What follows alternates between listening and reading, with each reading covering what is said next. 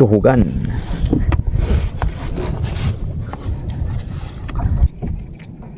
Ayan mga kaibigan, oh, ang ginagamit niyang, marami nang natuhog niyang isda, mga talakitok.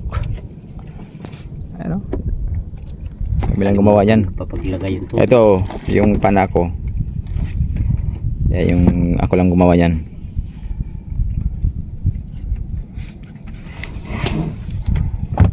Kanina malakas ang hangin, ngayon medyo kumalma. Okay, dive na tayo. Guys, ayun na.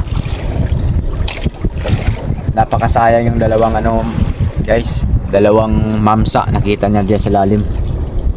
Hindi niya napansin na may dalawang mamsa na malalaki. 6 hanggang 8 kilo ang bawat isa, estimate niya. Pinana niya yung maliit na talakitok. Nadali niya yung talakitok. Mga mahigit kilo siguro yan. Ayun, nag-dive na naman siya. Nanginayang talaga siya. Pinalik-balikan. Pinalik-balikan talaga niya. Kain mo na, pre! Kain mo na! Ginawang pain yung maliit. Pinauna ba? Pinauna ng dalawa. Oh, yung lolo na ko. Yung lolo nasa ulian pala. Yung lolo nasa ulian daw. Mga ilang kilo estimate mo? Ako. Ilang? Oh yan, ang talakitang nakapanan niya. Ay, laki ng ano, oh. Anong tawag niya, pre? Mandaragit. Mandaragit. Laki ng mundaragit. Dali. 8 kilos, 6 kilos. 8 hanggang 6 kilos daw yung ano? Oh, dalawa. 6 hanggang 8 kilos yung estimate mo. Ito yung nauna ko tira, tanggalin ko sana eh. Tuloy-tuloy yung takbo ng malalaki. Sayang. Mamsa na sana si pare. Naka-jackpot na sana ngayong araw na to ng mamsa. Siguro babalik na to. Babalik lang yun dyan. Diyan na nga tayo. Babalik lang yan. Ikot-ikot lang yan dyan. Pag nakakita na ulit, magkasalubong kayo lang. Lalapit yun eh. Lalapit yun. Ano mga kaibigan. Ito yung pinauna ng mamsa. Si mauna ka dude.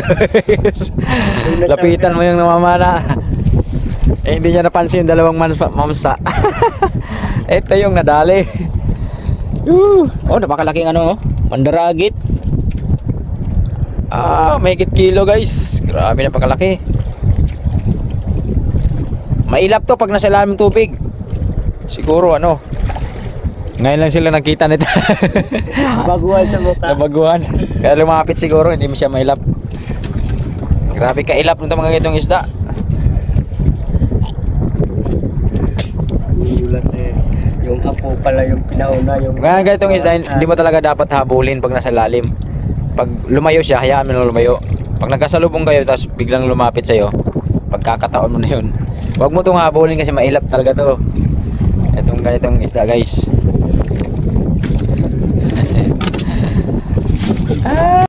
Guys, dami na naman naming huli.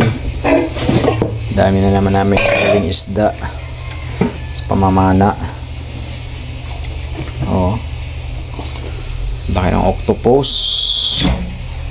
Octopus. Ito guys, oh, napakalaki.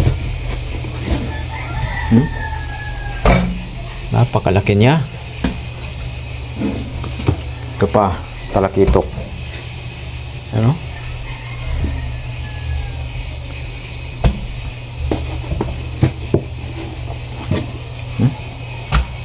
Dami na namang ulam guys.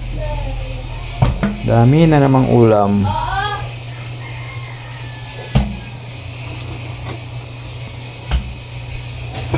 Guys, oh. Dami na naman naming ulam guys. Tambak na naman sa ref.